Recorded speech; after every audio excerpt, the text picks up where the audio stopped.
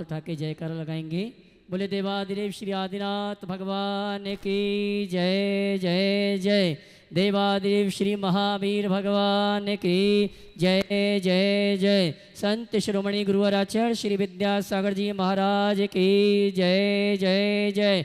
नवाचार्य श्री समय सागर जी महाराज की जय जय जय। गुणायतन पीड़िता शंका समाधान भावना एक प्रवर्तक प्रखर भक्ता जन जन के संत बोले परम पूज मनी श्री 108 प्रमाण सागर जी महाराज की जय जय जय। मुनि श्री निर्वेक सागर जी महाराज की जय जय जय। मुनि श्री संधान सागर जी महाराज की जय जय जय।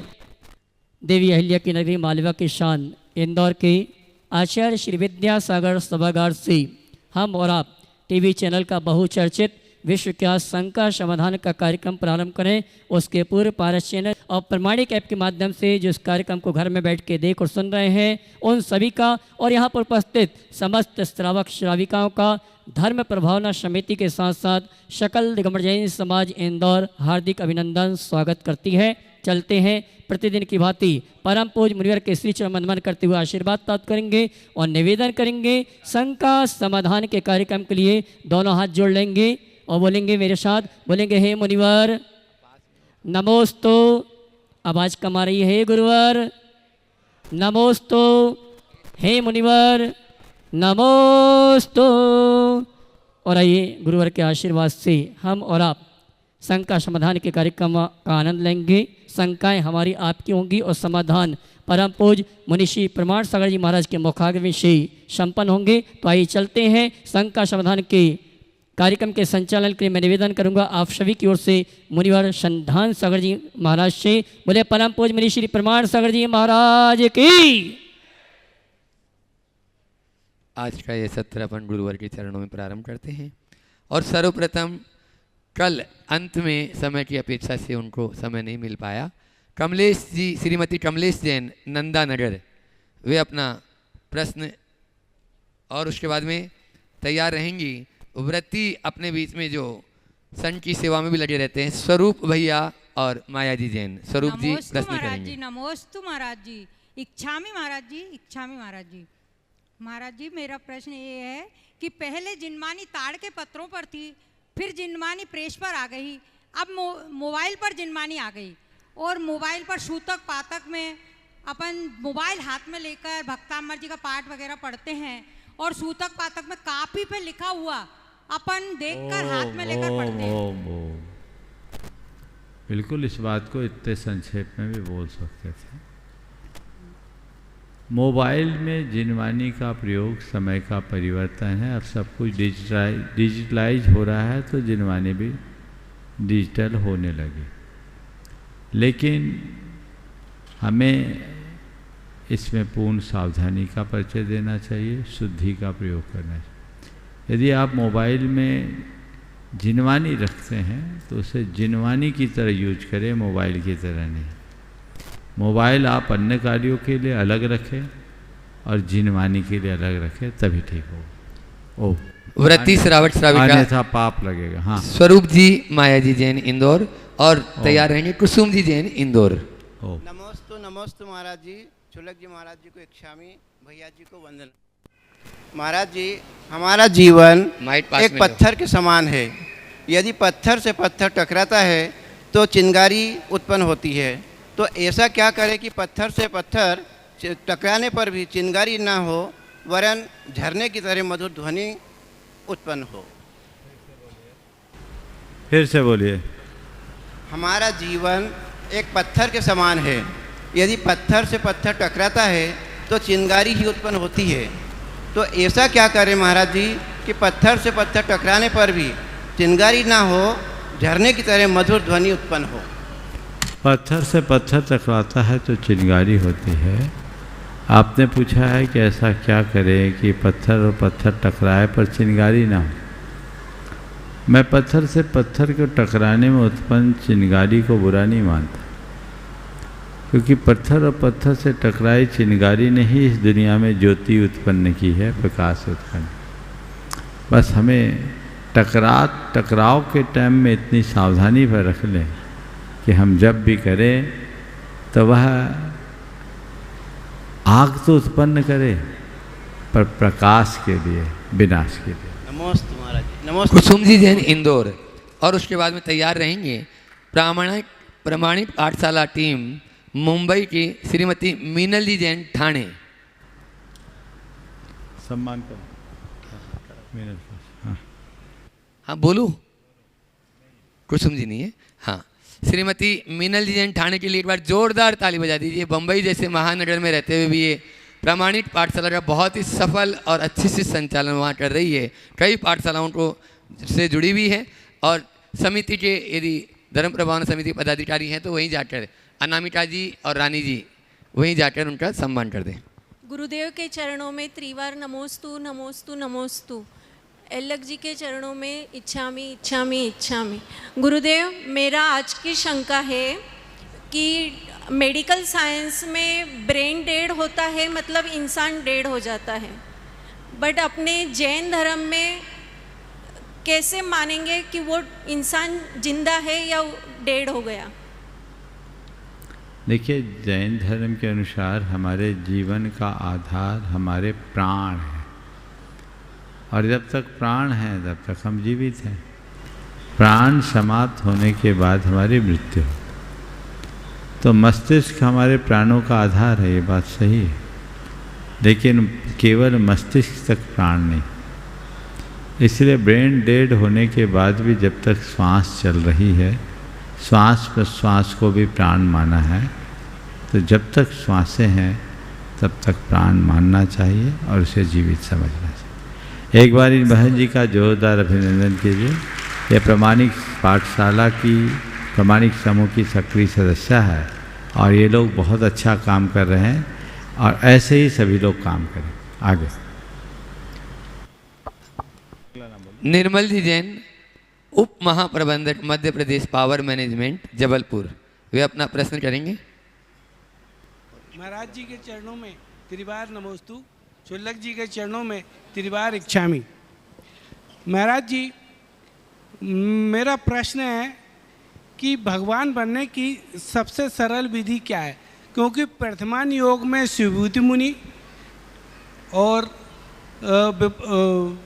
बील जी और भी अनेक उदाहरण मिलने को आते हैं, तो ऐसी कोई विधि, चाहे भरत चक्रवर्ती का हो, वैसी कोई विधि बताने की कृपा करें। मोक्ष जाने की सरल विधि आपने पूछी, मैं तो कहूँ सरलता को अपना लेना ही सबसे सरल विधि। शिवभूति की तरह सरल हो जाओ, मोक्ष अपने आप पर स्वस्थ हो जाए। समझिए, चलिए। नमोस्तु महाराज। अनिल जी जैन, अध्यक्ष बजरंग दिगंबर जैन मंदिर इंदौर, और तैयार रहेंगे जीवेंद्र जी कासलीवाल। नमोस्तु महाराज जी, नमोस्तु महाराज जी, नमोस्तु महाराज जी। हमारे मंदिर में एक धातु की जो प्रतिमा है, उसमें दैनिक अभिषेक के समय जल का भराव होता है, तो इसका विकल्प क्या रहेगा कि उसमें कुछ धातु भरवाई जाए, या उसकी पुनः स्थापना करवाना पड़ेगी, या उसको अपन जल भरने का स्थान को भर देते हैं? तो उसका भैया जी लोगों से संपर्क करो, उनको प्रत्यक्ष दिखाओ, तब वो बताएंगे क्या करना चाहिए। नमस्ते महाराज। ओ चलिए। अनिल जी जैन, हाँ। जीवेंद्र कासलीवाल, देवस्थान बोर्ड सदस्य, राजस्थान सरकार, पीड़ावा राजस्थान, अपने पूरे परिवार के साथ में।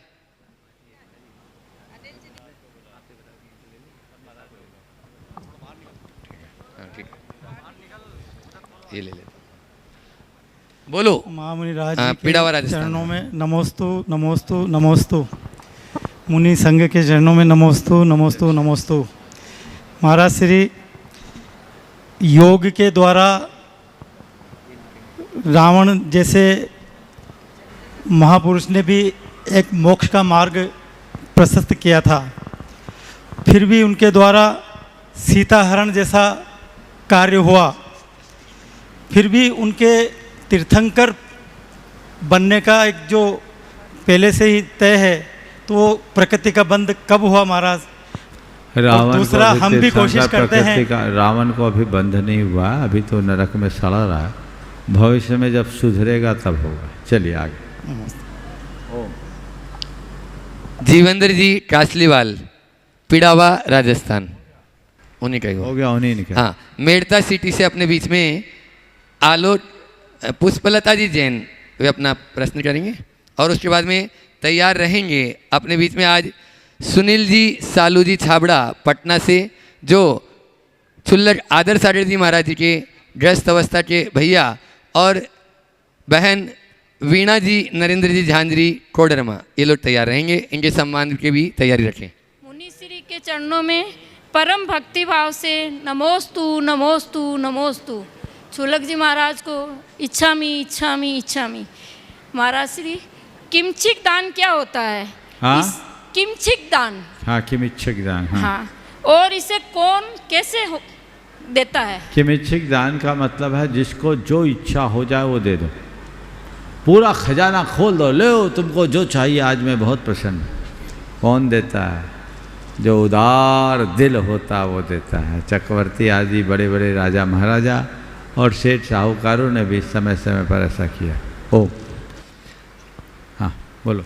हाँ, अपने बीच में आदर्श छुल्लक आदर्श आचार्य जी महाराज जी की ग्रस्त अवस्था के भाई पटना से सुनील जी सालू जी छाबड़ा, जोरदार तालियों से उनका सम्मान कर दें। और साथ में ही बहन वीणा जी और बहनोई नरेंद्र जी झांझरी कोडरमा, जो डुनाइतन के ट्रस्टी भी हैं, आप लोग जोरदार तालियों से उनका सम्मान कर दें। ट्रस्ट कमेटी आकर उनका सम्मान करेगी। पवन जी सिंगई, अविनाश जी विदिशा और वितुल जी अजमेरा।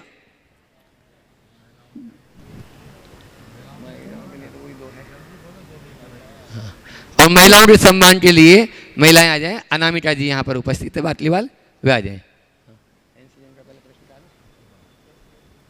हाँ, बोलो। तीनों महाराज जी के चरणों में नमोस्तु नमोस्तु नमोस्तु। सभी चलते रहे, आप भी अपना काम कर लीजिए फुर्ती से। हाँ, समय बचाइए। हाँ, बोलिए। गुरुदेव, आप 40 वर्षों से साधना कर रहे हैं ऐसे और गुरुदेव आप ऐसा मार्गदर्शन करें कि मैं भी अपने संसार को सीमित कर लूं, लेकिन आप 4 बातों से कृपया कर समाधान करेंगे। देखिए, 4 बातें तो रोज बताता हूँ और हर बार में 4 बातें क्यों? आपको अपना मोक्ष मार्ग प्रशस्त करना है तो बस इतना ही ध्यान रखो, जिस रास्ते को पकड़े हैं उसी पर चलते जाए, पीछे मुड़ने का काम नहीं। ओ नमोस्तु गुरुदेव, बस आपका आशीर्वाद चाहिए। हाँ, एक बार जोरदार तालियों से इन सभी आगंतुक अतिथियों का सम्मान करें। और उसके बाद में आवाज़ दे रहा हूँ, आज अपने इस सत्र में हाँ गुणायतन के कार्याध्यक्ष NC जैन साहब दिल्ली से हमारे बीच में, जोरदार तालियों से उनका भी स्वागत अभिनंदन करेंगे और उनके स्वागत के लिए तैयार रहेंगे। हाँ, विशाल जी जैन, अशोक जी बादल और नीरज जी जैन वकील साहब। मुनिश्री के चरणों में मेरे वहीं जाके कर दो फटक से। हाँ, मेरा परिवार समस्त मॉडल टाउन और दिल्ली जन समाज का 3 बार नमोस्तु।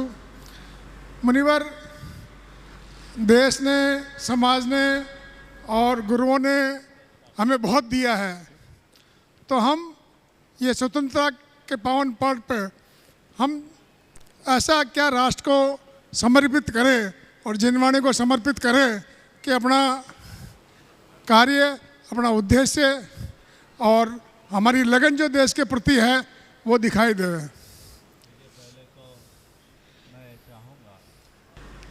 पहले तो मैं चाहूँगा एक बार NC जैन साहब का जोरदार अभिनंदन है।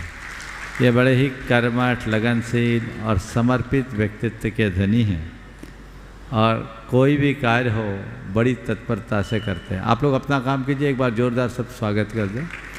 दोनों काम होगा। हाँ, हमारा आंसर भी चलेगा, आप लोग अपना काम कीजिए।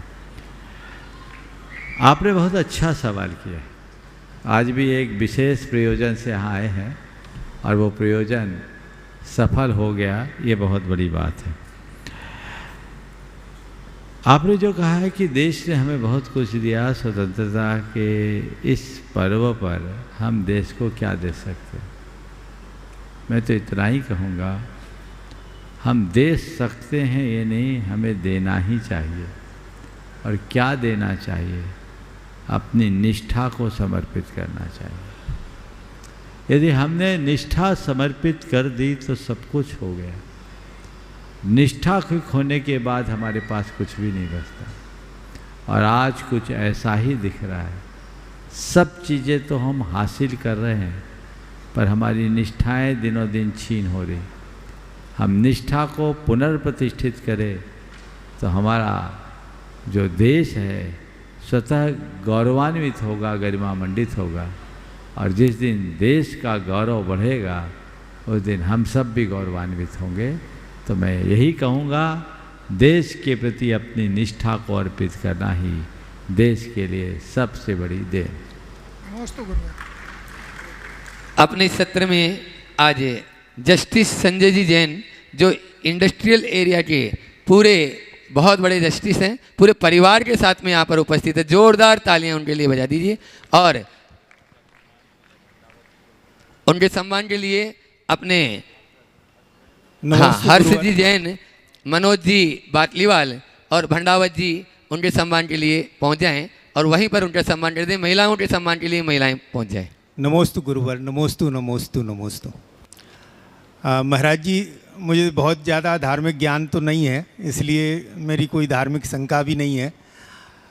लेकिन एक समस्या ज़रूर है कि रोज़ शंका समाधान का कार्यक्रम टीवी के माध्यम से मैं देखता रहता हूँ, तो शंकाओं का समाधान तो लगभग सभी हो चुका है। बस एक समस्या ये है कि जो ज्ञान हमें प्राप्त हो रहा है उसे हम अपने आचरण में और कर्म में कैसे ढालें, ये सबसे बड़ी समस्या है। अगर इसका समाधान हो जाए तो बहुत अच्छी बात। पहले तो मैं चाहूँगा एक बार जोरदार अभिनंदन कर लीजिए इनकी। आपने जो बात कही कि जो ज्ञान हमें प्राप्त हो रहा है उसका इस्तेमाल आचरण और कर्म में हम कैसे करें। देखिए, ज्ञान प्राप्त करना कठिन नहीं है, कठिन तो उसे उतारने में। और मैं कहता हूँ उतारना भी बिल्कुल सरल है, बशर्ते हम उसे स्वीकार लें। हम लोग सुनते तो बहुत हैं, स्वीकारते कम। गुरुओं के मुख से जो भी हमें ज्ञान मिले उसे न केवल हम सुने अभी तो हृदय से स्वीकार करने की कोशिश करें। अगर हम उसे स्वीकारने में समर्थ हो जाएंगे तो जीवन में अपने आप उतरेगा और हमारा जीवन बेहतर होगा। मैं चाहता हूँ आपकी धर्मपत्नी जी अपना कोई अनुभव सबके बीच रखना चाह रही थी, वो चाहे तो रख सकते। जी, नमोस्तु। नमोस्तु महाराज जी, नमोस्तु नमोस्तु नमोस्तु। महाराज जी, मुझे जून 23 में कैंसर डिटेक्ट हुआ, पर मैं ऑनलाइन आपका कई सालों से भावना योग करती थी, तो मुझे उससे बहुत पॉजिटिविटी और स्ट्रॉन्गनेस मिली और मैंने अपने आप को उसी के बूते ठीक किया।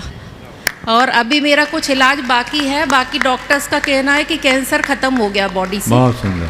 तो मैं तो आपका आशीर्वाद आगे भी चाहती हूँ। और आज दर्शन करके मुझे तो बहुत अच्छा लगा, बहुत खुश हूँ। आज बहुत लंबे समय बाद आपका दर्शन मिला। बहुत सुंदर।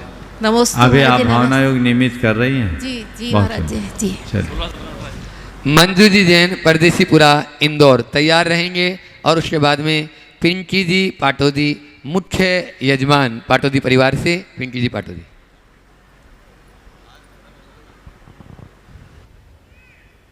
बोलें आप। नमोस्तु महाराज जी, नमोस्तु महाराज जी। महाराज जी, मेरी शंका ये है कि भावना और इच्छा में क्या अंतर है और हमें भगवान के सामने कैसी भावना सदा रखना चाहिए? इच्छा चाह का नाम और भावना हमारे अंतस के परिणाम। मन में अनेक प्रकार के भाव होते हैं जो सहज होते हैं, उस भाव के प्रवाह को हम भावना कह देते हैं। लेकिन किसी वस्तु, किसी व्यक्ति के प्रति आकर्षण के साथ उत्पन्न चाह को इच्छा कहते हैं। समझ गए? इच्छा अनिच्छा में उत्पन्न हो सकती है, बदल सकती है, लेकिन भावना अभावना नहीं बनती, दुर्भावना भले बन जाए। समझ गए? तो भावना में एक अलग प्रकार की निरंतरता होती, इच्छा उत्पन्न होती है, कुछ देर तक टिकती है और वह बदल भी सकती है। ये व्यवस्था ध्यान में। नमोस्तु महाराज जी, नमोस्तु महाराज जी। हाँ, पिंकी पाटोदी जी शायद उपस्थित नहीं है तो है। प्रश्न करेंगे। हाँ है। हाँ, कर लें। अगला नाम और उसके बाद में तैयार रहेंगे विद्यासागर विद्यालय से नैनो जागाती सागर। गुरुदेव श्री प्रमाण सागर जी महाराज के चरणों में एवं समस्त मुनि संघ के चरणों में मेरा बारंबार नमोस्तु नमोस्तु नमोस्तु। गुरुदेव, आज के इस आधुनिक युग में बच्चों को धर्म के संस्कार कैसे दें, जो पब की ओर बढ़ रही है संस्कृति, पिज़्ज़ा पाव बर्गर खाता ही है, उनको कैसे धर्म के संस्कार दें? देखिए, बच्चों को धर्म के संस्कार अब देने की ज़रूरत नहीं, संस्कार तो बचपन में दिए जाते। अब तो उनके भीतर बोध जगाने की जरूरत। पिज्ज़ा बर्गर आदि खाने वाले लोगों को अब समझाने की ज़रूरत है और उनके हृदय में ये समझ जगाने की ज़रूरत है कि हम क्या खा रहे हैं और क्यों खा रहे हैं। आप सबसे मैं कहूँगा, न केवल पिज्ज़ा बर्गर, आप लोग एक कागज़ पेन लेकर के रोज़ देखिए और लिखिए कि आज सुबह से शाम तक हमने जो खाया, क्या क्या खाया और क्यों खाया, इसमें से क्या क्या हमारे ज़रूरतों में शामिल था। आप उसको देख के लिखिए और उसमें विचार कीजिए क्या इसके बिना हम रह सकते थे कि नहीं। आपको उत्तर मिलेगा कि ज़्यादातर हमने अनावश्यक खाया, और फिर निष्कर्ष में लिखिएगा जो जो अनावश्यक खाया गया है वह सब रोग का घर है, मुझे इससे बचना है। एक हफ्ता कीजिए, आप देखिएगा धीरे धीरे उन सब चीज़ों के प्रति आपका आकर्षण ही खत्म हो जाए, आप उनसे दूर हो जाए। व्यक्ति के अंदर इच्छा शक्ति जगानी है और वह इच्छा शक्ति तभी जगेगी जब उनके अंदर सही समझ विकसित हो। विद्यासागर विद्यालय इंदौर से नैनो जागाती। और उसके बाद में तैयार रहेंगे मोनिक जी काला जोटवाड़ा जयपुर। नमोस्तु महर्षि, नमोस्तु नमोस्तु।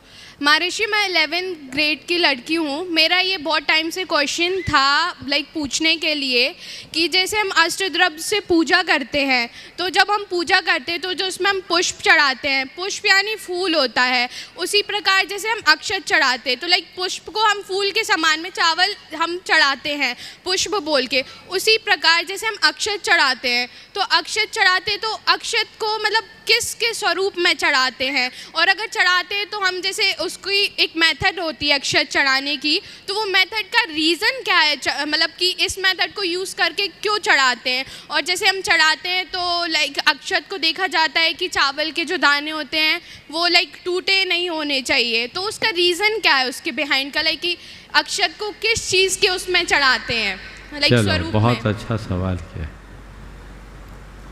अब तो हमारे और भी कुछ है। हाँ, मेरी एक और क्वेश्चन है। मेरी बहन यूएस से आई है, उसको एक क्वेश्चन था तो वो भी उसी को पूछ लेने देना, मैं मौका दूंगा, पहले तुम्हारा उत्तर दे दूं। देखो, हम भगवान के चरणों में जब पूजा करते हैं तो अष्टद्रव्य से करते हैं, और ये अष्टद्रव्य 8 प्रतीक है। सबसे पहले जल अर्पित करते हैं। जल क्यों अर्पित करते हैं? जल समर्पण का प्रतीक है।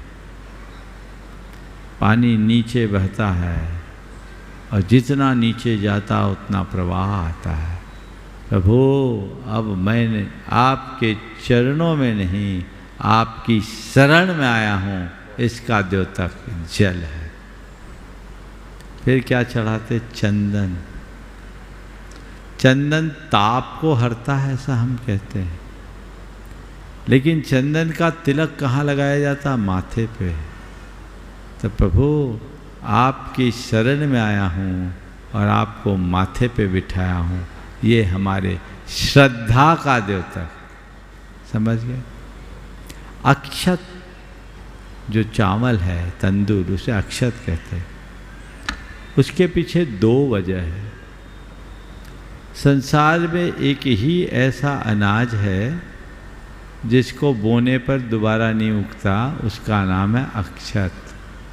समझ गए? इसलिए हम लोग अक्षत चढ़ाते हैं, क्योंकि हम पुनर्जन्म से बचना चाहते हैं। दूसरा, अक्षत निरावरण होता है, उसके ऊपर रहने वाला छिलका जो धान का होता है अलग किया जाए। तो हम भगवान के चरणों में अक्षत चढ़ाते हैं, क्योंकि हम अपने ऊपर जितने भी अभिमान के आवरण थे उन सबको उतार करके आपके चरणों में आए हैं। मिथ्या अभिमान मिटाकर भेद विज्ञान पाने के लिए अक्षत चढ़ाते, फिर पुष्प चढ़ाते। तो महाराज जी मेरा एक और ही क्वेश्चन था। पहले पूरा हो जाने दो, थोड़ा धैर्य से सुनो। अब ये बताओ, तुम्हें प्रश्न रखना है कि मेरा उत्तर सुनना है? आपका पहले उत्तर जानना है। पूरा सुनना है ना? तो कितनी बातें बताई अभी हमने? जल की बताई है, चंदन की बताई है, अक्षत की बताई थोड़ा है। बताओ, जल का क्या बताया? जल का ये बताया है कि जब जल हम चढ़ाते हैं, हाँ, तो एक वर्ड में बोलो, क्या बोला? कि जब वो जल चढ़ता है तो उसकी धार जाती है, तो हम उसमें ये मानते हैं कि भगवान की जो प्रतिमा होती है वो सर से नीचे तक जाता है।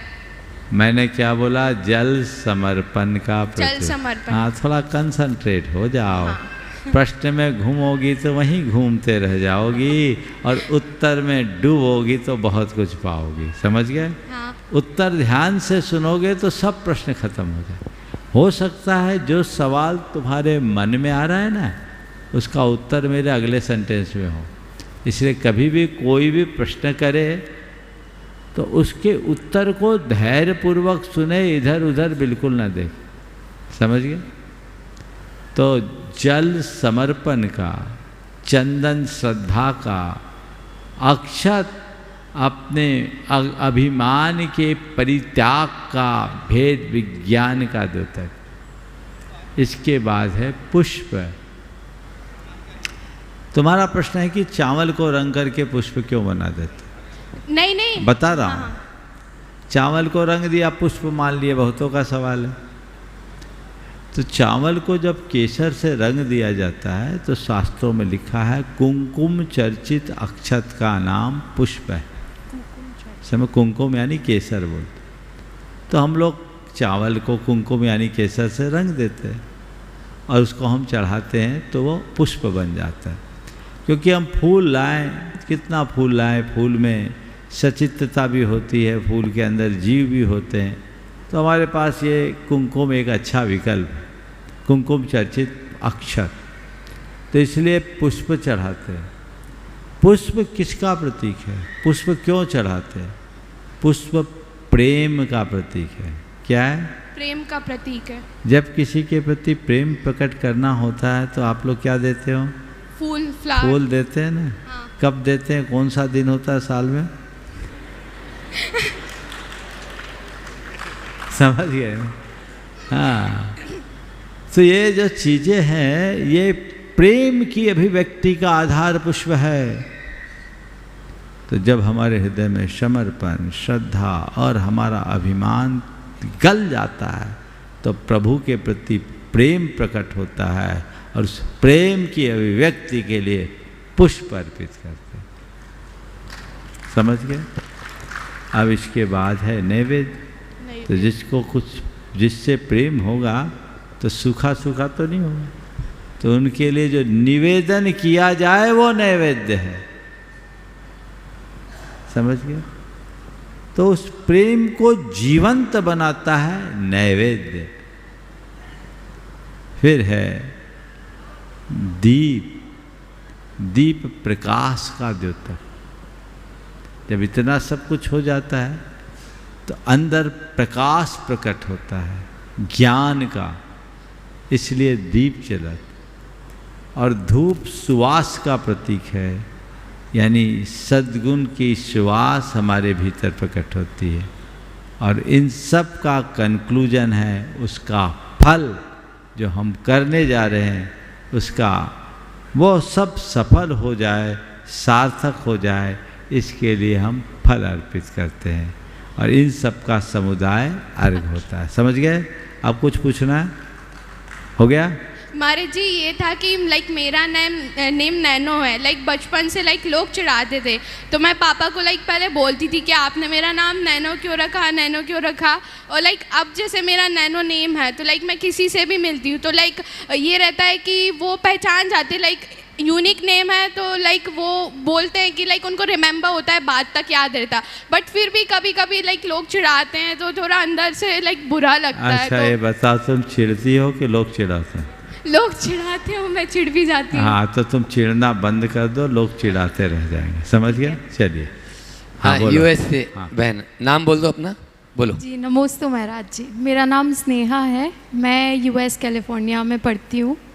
मेरा प्रश्न आपसे ये था कि महाराज जी कई बार क्या होता है, मैं वहाँ पर जॉब ढूंढने के लिए एप्लीकेशंस डालती हूँ, जॉब फेयर्स में जाती हूँ, वहाँ पे मेरी तरफ से कोई ऐसे गलत संकेत नहीं होता किसी के लिए, पर मैं बहुत सारे लोगों से इंटरेक्ट करती हूँ जिनका शायद कुछ और ही उनके नज़रिए में कुछ गलत खोट रहता है, तो उससे मुझे कैसे बचना चाहिए और उससे मैं कैसे आगे खुद को देखिए, जॉब करना अच्छी बात है, जॉब करना बुरी बात नहीं है, लेकिन अपनी मर्यादाओं को बचाना हमारी पहली प्राथमिकता होनी चाहिए। तो हम ऐसे लोगों की नज़रों को भांपें और उनसे सुरक्षित दूरी रखें। उनके सामने हमारा इमोशनल नहीं, प्रोफेशनल टच होना चाहिए। काम से काम, बाकी राम राम। समझ गए? यदि इतना दृष्टिकोण होगा तो फिर काम हो जाए। जी महाराज जी, और कई बार मैं बाहर जाती हूँ तो खाने में जैसे वहाँ पे मांसाहार का बहुत ज़्यादा सेवन किया जाता है, तो कई बार मैं अनजाने में भी उस चीज़ के कांटेक्ट में आ जाती हूँ, तो उससे अंदर से एक चीज़, जैसे यहाँ पे रहती थी तो देखा भी नहीं जाता था, पर वहाँ पे देखते देखते वो आदत बनती जा रही है। दुख उतना ही होता है, पर उसका मैं क्या चीज़ कर सकती हूँ? यथासंभव अवॉइड करो। और तुम यूएस में जाके रह रही हो, सैकड़ों लोग, हजारों लोग वहाँ वीगन हैं, उनका अनुकरण करो, वो कैसे रहते हैं। और बहुत सारे जैन भी वहाँ हैं जो शुद्ध शाकाहारी, उनको देखो, उनका अनुकरण। आशीर्वाद। मोहनित जी काला जोटवाड़ा जयपुर और जो डुणाइतनी ट्रस्टी भी हैं, और फिर संजय जी बिलाला बड़नगर डुणाइतनी ट्रस्टी तैयार हैं। नमस्ते महाराज जी, नमस्ते भैया। मेरा प्रश्न ये है कि निर्माल्य क्या है? क्या धन को ही निर्माल्य माना जाता है या वस्तु को भी निर्माल्य माना है? चलिए, मैं तो पहले चाहूँगा एक बार मोनित भाई मंच पे आ जाओ। मोनू, ये हमारे संघ के संधान सागर जी महाराज के पूर्व अवस्था के भ्राता हैं, आज यहाँ आए हैं। इनका सभी को सम्मान करना चाहिए। मुकेश जी, आनंद जी आ जाइए ऊपर और इनका सम्मान कीजिए। हाँ जी, मुकेश जी, आनंद जी आ जावे, हमारे रितेश भी आ जाए, रितेश भैया भी आ जावे, हमारे सम्मानी मुनिश्री संधान सागर जी महाराज के ग्रस्तावस्था के भ्राता मोहन जी काला हमारे उपस्थित हैं। जोरदार ताली बजाकर इनका सम्मान करें। ले आओ। और इनका जो सवाल है, हाँ बिल्कुल मिलेगा ही, कि निर्माल्य में केवल पैसा आता है और कुछ भी आता है। देव, गुरु और धर्म के लिए जो भी समर्पित है वह सब देव द्रव्य कहलाता है, और देव द्रव्य का उपभोग निर्माल्य कहलाता है। समझ गए?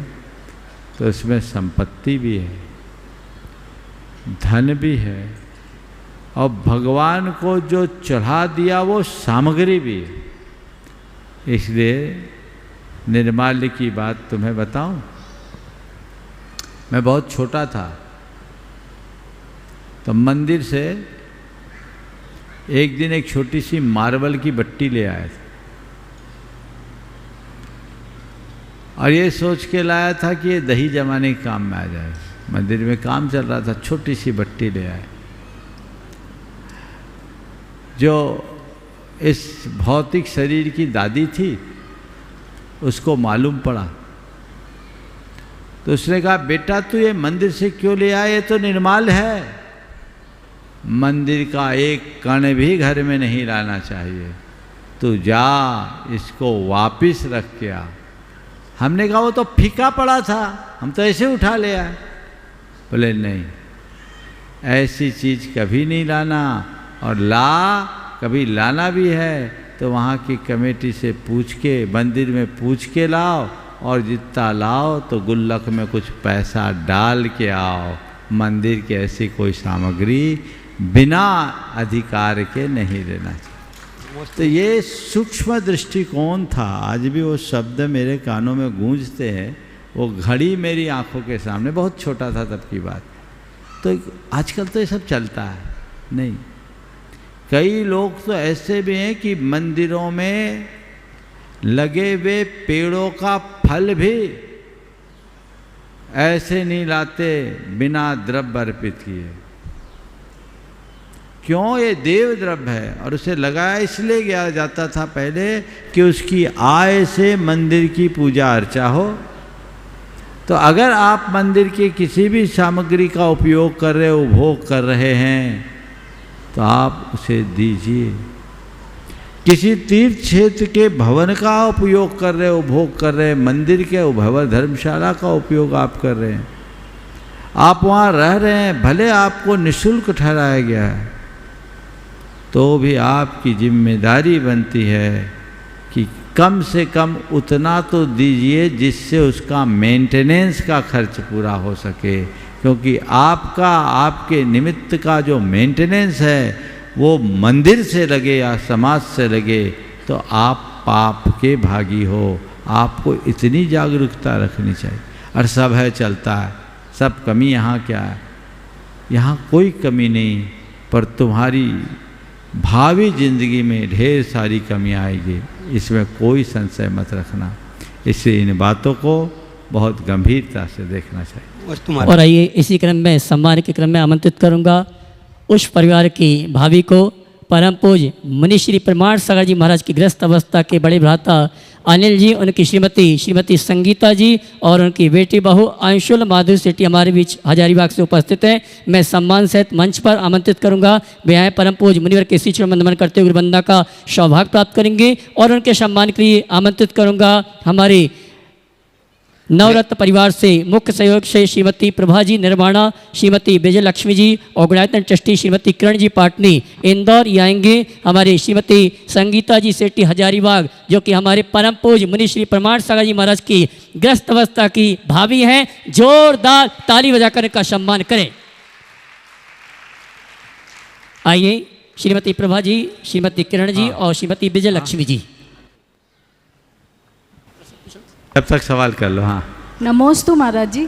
महाराज जी, मैं जब भी टीवी खोलती हूँ और शंका समाधान सुनती हूँ तो उसमें बच्चों का बहुत, आप बोलो। हाँ बोलो। हाँ, उसमें बच्चों का बहुत लोग बोलते हैं बच्चे ऐसे हो गए, ये हो गए, वो हो गए।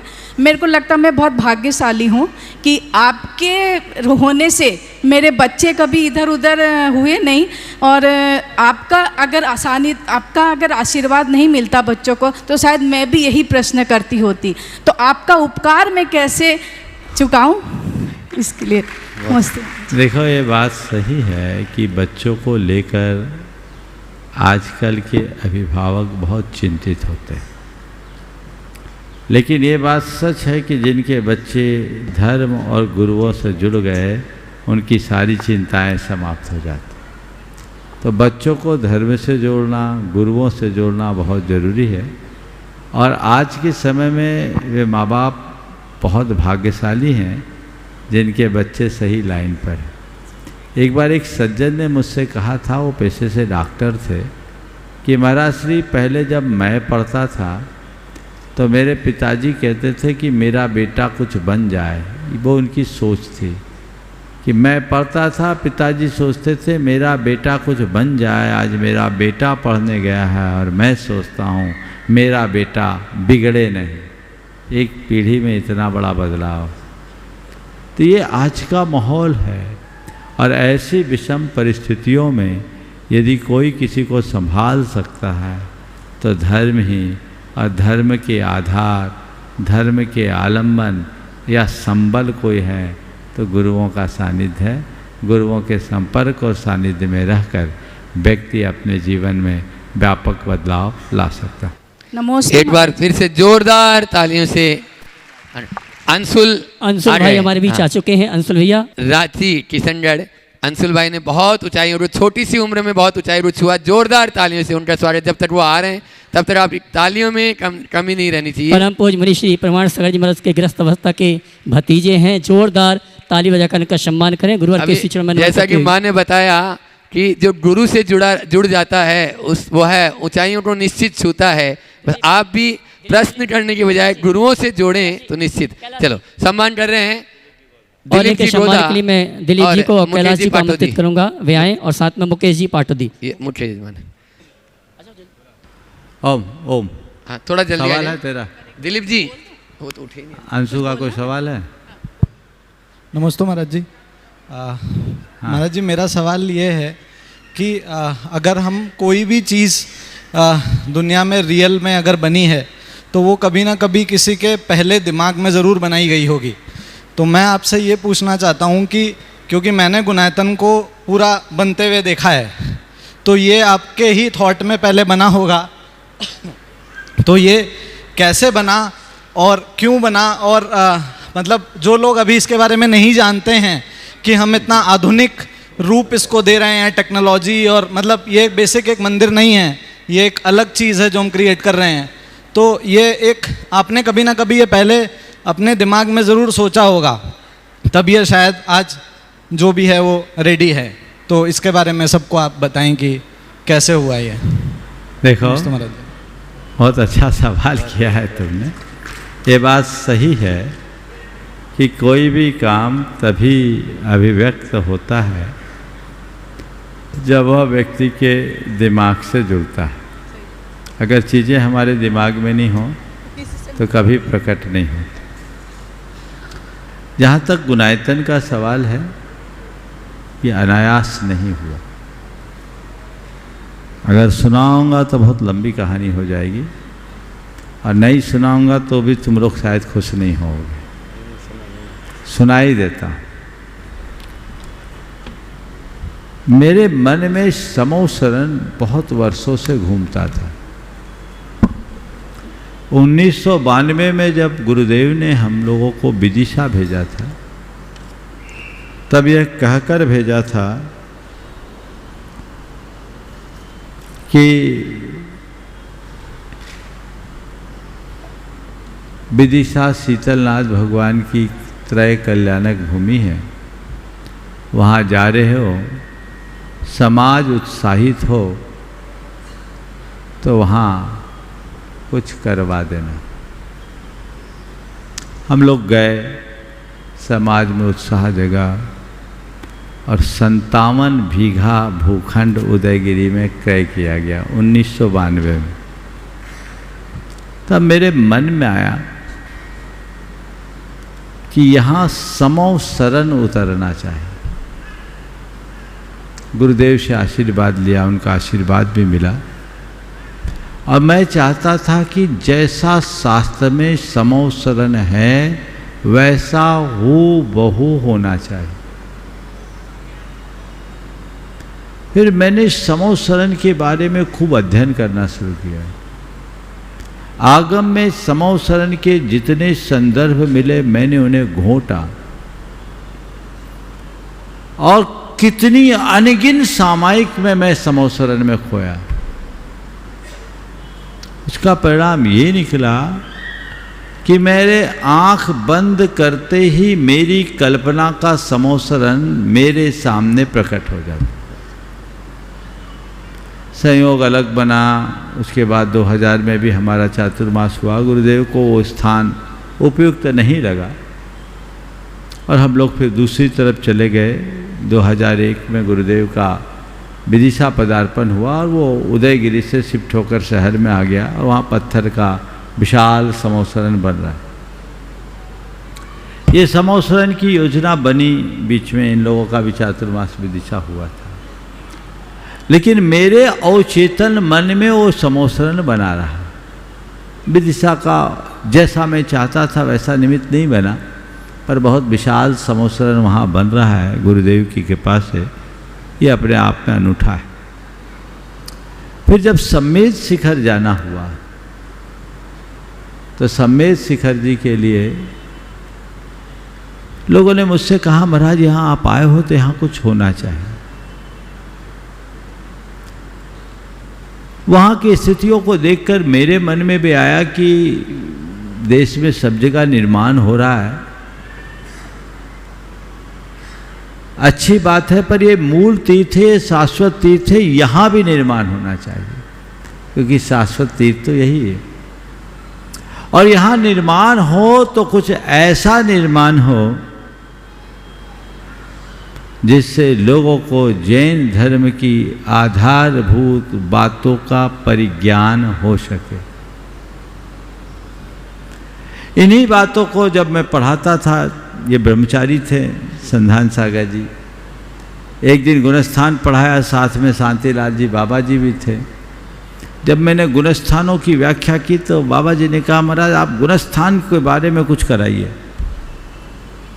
वही बात मेरे मानस में आ गई और मुझे लगा कि 14 गुणस्थानों को आधार बनाकर सारे जैन तत्व ज्ञान का प्रतिपादन किया जा सकता है। ये घटना 2006 की। मैंने गुरुदेव से आशीर्वाद लिया, लोगों से चर्चा की, लोग एकत्रित हुए। 2007 से इसकी प्रक्रिया को हमने शुरू किया। ट्रस्ट बना, कमेटी बनी, कुछ लोग आगे आए। 2008 में उसका शिलान्यास हुआ। शुरुआत में बहुत छोटा रूप था, लाइट एंड शो की टेक्नोलॉजी से, पर चीज़ें जब बढ़ी आगे तो मुझे लगा ये चीज़ अब बहुत पुरानी हो गई। मैंने उसे हटाया, फिर नए सिरे से सुना। फिर एक लंबी कथा चली, कई तरह की टेक्नोलॉजी का प्रयोग हुआ। 2009 से लेकर 2017 तक हमने 3 स्टोरी बोर्ड तैयार करके उसे कचरे के ढेर में डाला। हमें पसंद नहीं आया।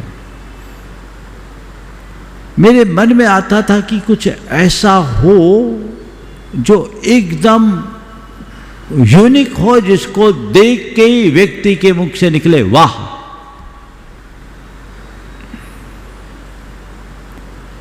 आप सोचो 2007 से 2017 तक के 10 साल के पूरे मेहनत को मैंने डस्टबिन में डाला। मेरे सामने एक चैलेंज था और चैलेंज लेना मेरी शुरू से आदत रही है और मैंने हर चैलेंज को स्वीकारा है और उसे अपनी उपलब्धियों में बदला है। और मेरी धारणा है कि चैलेंज को चैलेंज की तरह न देखकर अपॉर्चुनिटी के रूप में देखने वाला व्यक्ति ही उसे अचीवमेंट में कन्वर्ट कर सकता है। हमने उसे नए तरीके से सोचा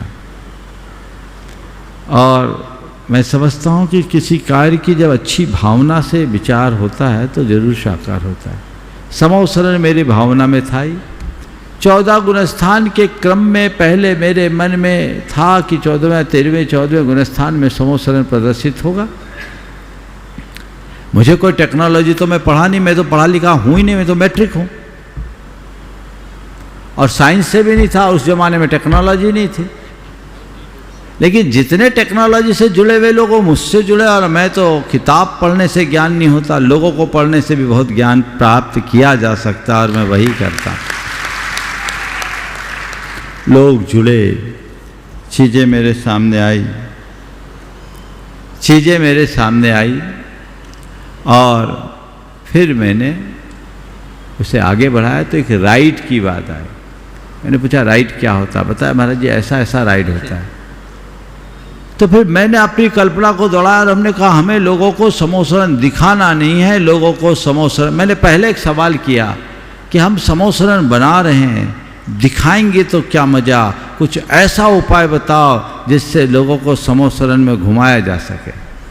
तो एक सज्जन जो मुझसे जुड़े हुए थे, दुर्भाग्यवश इस दुनिया में नहीं है, पर टेक्नोलॉजी के किंग थे, उन्होंने कहा महाराज ये टेक्नोलॉजी अगर उपयोग किया जाए, और वर्ल्ड में बहुत रेयर है, अभी इस तरह की सोरिंग राइड वर्ल्ड में 29 है, 30वीं अगर आप चाहें तो गुनायतन में बन सकता है, और इससे समोसरण का पूरा बंधन हो सकता है।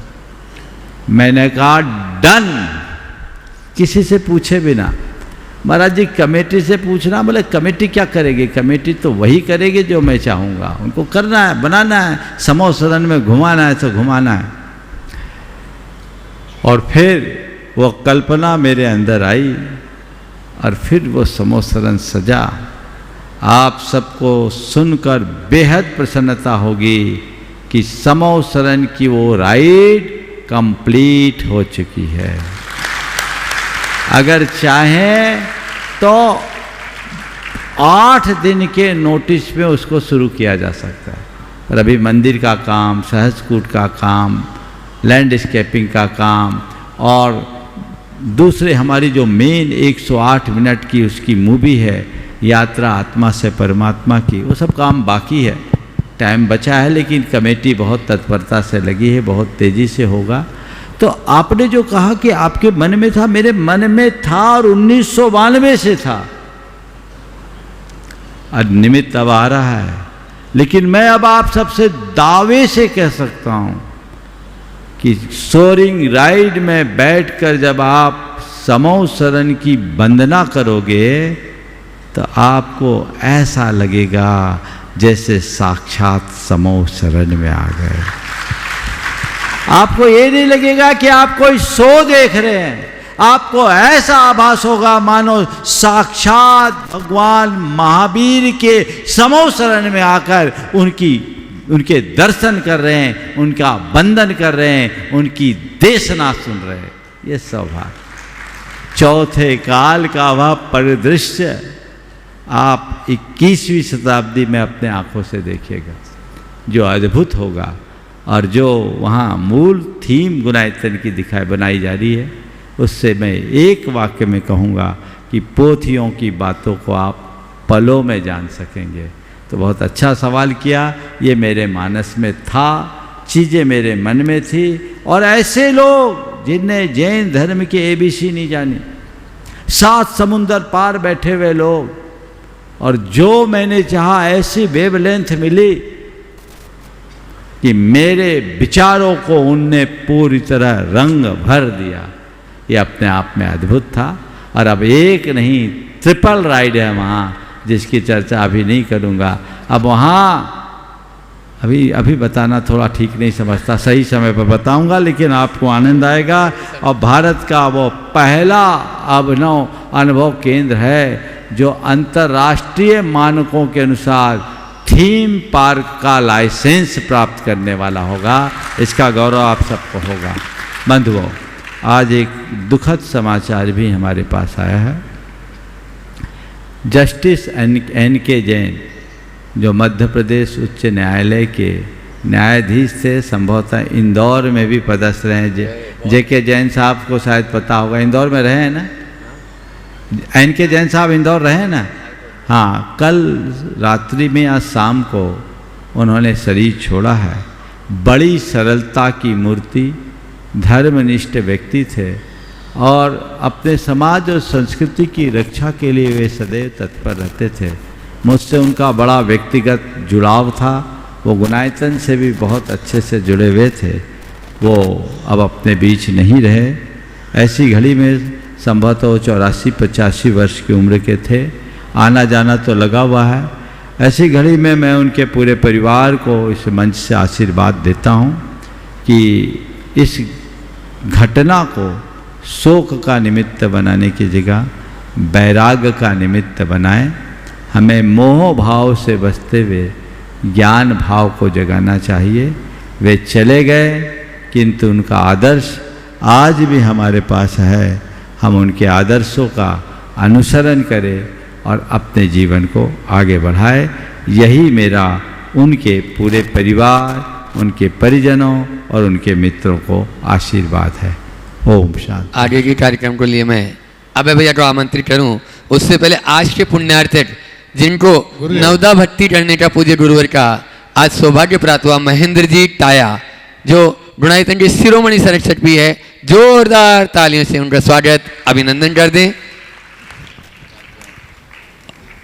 और लंदन से भी अपने बीच में आचार्य श्री विद्यासागर दिगंबर जैन ट्रस्ट लंदन शेफाली सौमिल जैन है। अब उनका प्रश्न। हाँ महाराज जी, प्रश्न तो मैं नहीं कह रहा हूँ। हाँ बोलो। यहाँ की जो व्यवस्था देखी महाराज जी, जो चातुर्मास यहाँ पूरा हो रहा है, जो 16 के कपड़े बदलने का, जो पुरुषों का जो धोती दुपट्टे पहनने का है, वो बहुत छोटा है। और ओम, ये हाँ नहीं बोलो टाया जी, अलग से बोलना। सवाल को है तो ठीक है, नहीं तो एक बार टाया जी का अभिनंदन कर दो। हाँ दिलीप जी क्या? चलिए अब उसके बाद में शेफाली सौमिल जैन लंदन और तैयार रहेंगे व्योम भैया। हाँ क्या जो PSM यूथ चातुर्मास युवा समिति जो संगठन बना है, युवा संगठन बनाने तुम। हाँ चलो बोलिए। गुरुदेव एक विनंती है कि जो हम गुणायतन में रील देखते थे वो इंदौर की जनता को भी एक बार दिखाया जाए, जिससे कि हाँ आपने प्रस्ताव रखा है, प्रतीक्षा कीजिए, बहुत थोड़े दिन बाद उसको देखेंगे योग अवसर पर। हाँ बोलिए। लंदन वाले बोलते हैं जल्दी। और संजय जी बिलाला भी तैयार हैं, बडनगर से गुणायतन की ट्रस्टी, उनके साथ में स्वागत अध्यक्ष बिलाला परिवार है। समस्त ASVDJ ट्रस्ट लंदन और आदरणीय विजय भैया जी की ओर से त्रैबार नमोस्तु मुनिवर। मेरा प्रश्न है कि धर्म का प्रयोजन क्या होना चाहिए? अगर हमारे कर्म और हमारा व्यवहार धर्म के मूल गुणों के अनुरूप नहीं है तो क्या ऐसा धर्म करने से कोई फायदा है? आप ही बता दीजिए। बिल्कुल फायदा नहीं है। अगर हम मूलभूत प्रयोजन से भटक गए तो हम भटक गए। धर्म को केवल क्रिया के रूप में ओढ़ना नहीं है, धर्म को अपने जीवन के रूपांतरण का आधार बनाना चाहिए। इंदौर के इस चातुर्मास के युवा समिति पूरी PSM यूथ अपना प्रश्न व्योम के साथ में कर रहे हैं और तैयार रहेंगे बडनगर से। नमोस्तु गुरुदेव, नमोस्तु गुरुदेव, नमोस्तु गुरुदेव। गुरुदेव लास्ट संडे के बाद से जो हमने मोटिवेशनल समिट हुआ था 11 अगस्त को, उसके बाद से पूरे इंदौर के बहुत सारे यंगस्टर्स का, युवाओं का हमारे पास फ़ोन और मैसेज आ रहे हैं कि हम चातुर्मास से जुड़ना चाहते हैं, तो एक ऐसा प्लेटफॉर्म अगर आप तैयार करें कि जिसमें हम सभी अपने लेवल पर आके और सेवाएं दे सकें, काम कर सकें और गुरु जी से हर तरीके से हम यहाँ पे जुड़ सकें। तो हम सभी ने सोचा कि एक ऐसा प्लेटफॉर्म बनाया जाए, एक युवा संगठन ऐसा बनाया जाए जिसमें सभी लोग बाहर से आकर और इस एक ग्रुप में जुड़ के और काम कर सकें। तो आपका आदेश, आपका आशीर्वाद और आपका मार्गदर्शन हमें चाहिए आज। देखिए, पहली बात तो एक मेरे पास मैसेज आया है, ये मैं आप सबको दे दूं। कल छोड़ के परसों से भावना योग है और भावना योग के लाइव प्रसारण की बात करें, लाइव प्रसारण होगा, लेकिन ये प्रसारण आपको प्रमाणिक ऐप यूट्यूब चैनल के माध्यम से मिलेगा। जो भी चाहें वो प्रमाणिक ऐप के माध्यम से इस पूरे के पूरे प्रसारण का लाभ ले सकेंगे, सभी लाभ ले। आपने जो बोला है बिल्कुल अच्छी बात है, युवा अगर जुड़ते हैं तो इससे अच्छी बात कोई नहीं है। आप दोनों महाराजों से मार्गदर्शन ले लीजिए और पका करके बाद में मेरी सील लगवा लीजिए, बहुत अच्छी बात है। आगे बढ़ाइए, युवाओं को आगे बढ़ाना बहुत उत्तम बात है। और दूसरी बात, आने वाले 3 दिन जो भावना योग का शिविर है, आप सब उत्साह से रखिए, उसकी और जो सूचना है। हाँ, और कल 15 अगस्त है, पूरे देश के लोगों को मैं कहूँगा 15 अगस्त में पूर्ण उत्साह होना चाहिए, उमंग होना चाहिए। हमारा राष्ट्रीय पर्व है और इसे हृदय से सबको करना और पूरी उपस्थिति कल आप लोगों की अभय प्रसाद में होना चाहिए। 8:30 बजे से लेकर 10:30 बजे तक का जो 2 घंटे का कार्यक्रम है, आप उसमें अपना समय निकाल करके ज़रूर भाग लीजिए। और आने वाले दिनों में होने वाले पर्युषण पर्व में अपनी सहभागिता शीघ्रातिशीघ्र सुनिश्चित कर लीजिए, ये आपका कार्यक्रम होगा। और दोपहर में भी 2 से 3 से 5 प्रतिदिन भावना योग में एक सत्र होगा, तीनों दिन, वह भी प्रमाणिक ऐप पर लाइव होगा। तो जो भी कार्यक्रम भावना योग के हैं उनको आप प्रमाणिक ऐप में देखेंगे और इनके हाइलाइट्स सब अपने पारस, जिनवानी और आदिनाथ चैनल में शंका समाधान और प्रवचनों के साथ समायोजित किया जा सकेगा। समय आप सबका हो गया है, यहीं पर विराम। बोलिए परम पूज आचार्य गुरुवर श्री विद्यासागर जी जय जय जय।